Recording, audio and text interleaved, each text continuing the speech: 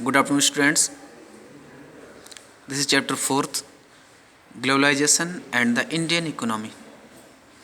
In this chapter, we will study what is the globalization, how the Indian economy affected by the process of globalization.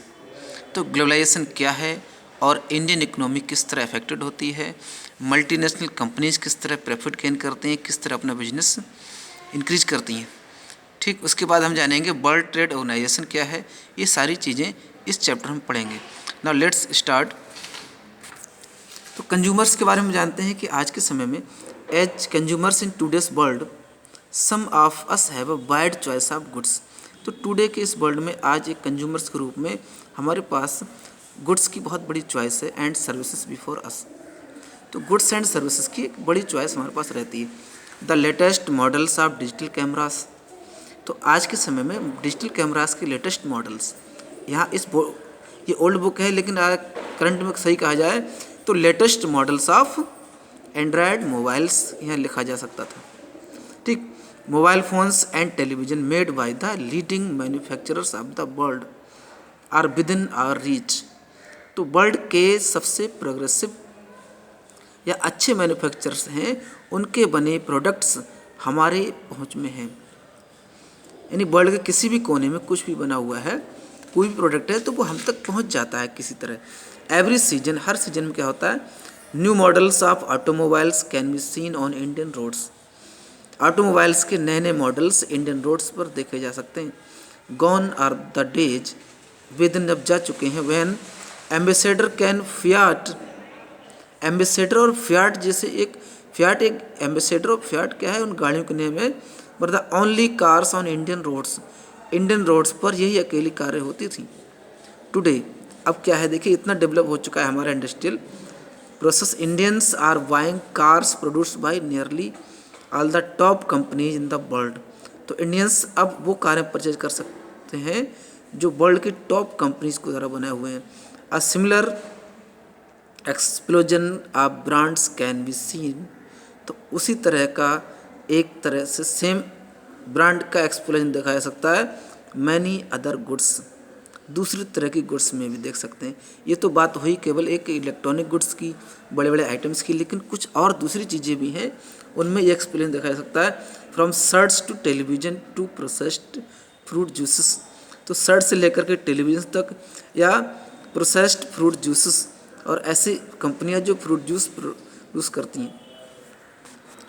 Such wide ranging choice of goods, इतनी बड़ी goods की choice in our markets is relatively recent phenomenon. तो ये एक नया scene है जो हमें गुड्स की एक बड़ी रेंजिंग मिलती है चॉइस करने को।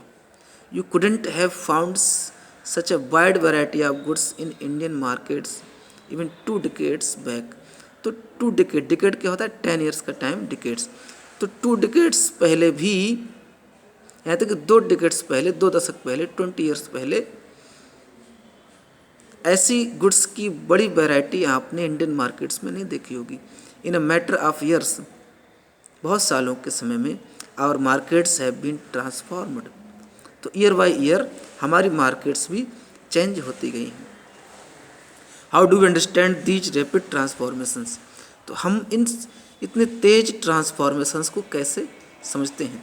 ट्रांसफॉर्मेशन यानी जो परिवर्तन हुआ है मार्केट में, प्रोडक्शन में और लोगों की चॉइस में, और इम्प्रूवमेंट जो गुड्स में हुए हैं, वो सब एक क्या है, transformation. What are the factors that are bringing about these changes.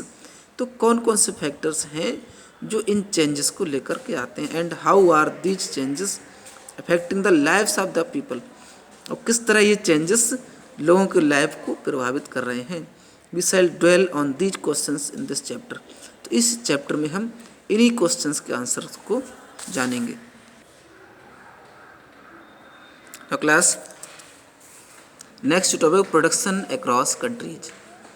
Countries से बाहर प्रोडक्शन, यानी एक कंट्री में ना होकर के कई कंट्री में प्रोडक्शन होना। Until the middle of the 20th century, 20th century के मिडिल तक production was largely organise within countries.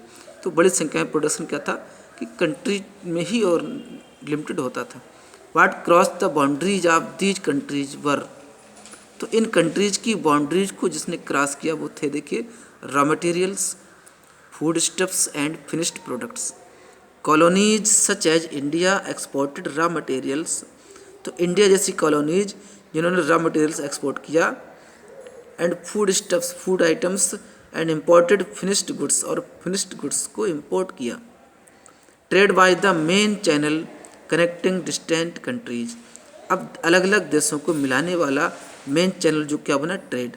तो व्यापार एक ऐसा चैनल बन गया जो कई कंट्रीज को मिलाने का काम करने लगा। This was before large companies, और ये सब उन कंपनीज से पहले होता था, कॉल्ड मल्टीनेशनल कंपनीज, एमएनसीज। तो मल्टीनेशनल कॉरपोरेशन जिन्हें कहते हैं इन द सीन। तो इस सीन में एक एमएनसी उभर करके आई थी। एमएनसी क्या होती है वो समझिए। MNC is a company that owns or controls production in more than one nation. तो एमएनसी एक ऐसी कंपनी जो कंट्रोल या ओन करती है प्रोडक्शन को एक या एक से ज़्यादा नेशन में, यानी एक कंट्री या एक उससे ज़्यादा कंट्रीज में प्रोडक्शन को ओन करने वाली कंपनी एमएनसी कहलाती है। MNC setup offices and factories for production regions where they can get. तो एमएनसीज उन क्षेत्रों में फैक्ट्रीज और प्रोडक्शन और ऑफिस को सेटअप करती हैं जहां उन्हें चीप लेबर और अदर रिसोर्सेज ईजिली अवेलेबल हों। This is done so that, इसलिए होता है the cost of production is low, जिससे कि प्रोडक्शन कॉस्ट कम हो, and the MNCs can earn greater profits, और एमएनसीज ज़्यादा से ज़्यादा प्रॉफिट गेन कर सकें। Consider the following examples, example को आगे कंसीडर करते हैं।